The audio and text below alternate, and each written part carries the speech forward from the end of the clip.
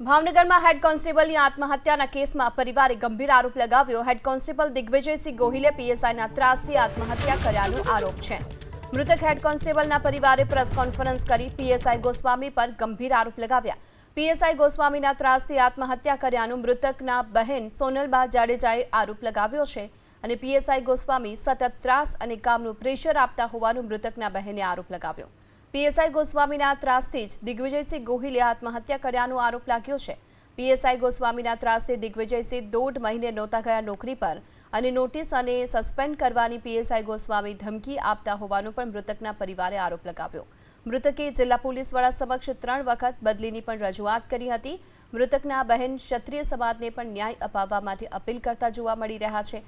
મૃતકની car, mobile પરિવારને ન સોંપાય તો ધરણા પર ઉતરવાની પણ પરિવારે ચીમકી આપી।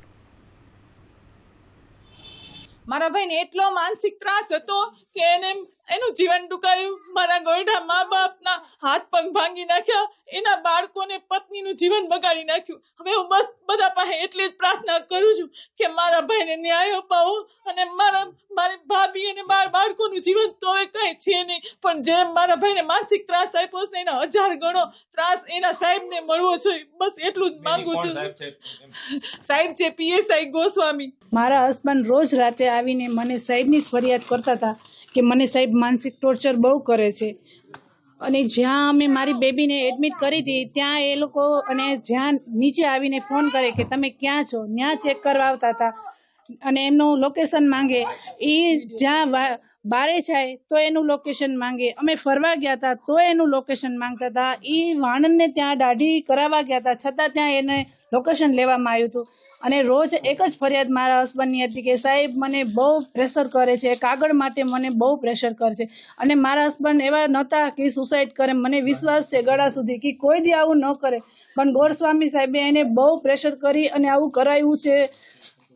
આત્મહત્યા નથી, મર્ડર છે।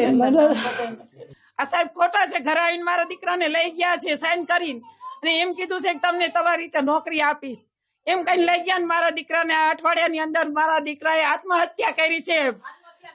અરે આ માનસિક ત્રાસ દઈને એને આત્મહત્યા કરાવી છે। મારા દીકરાનો જીવ લીધો છે। સમાજના બધાને હાથ જોડીને કહું છું મેં મારો દીકરો ખોયો છે, ન્યાય આપો।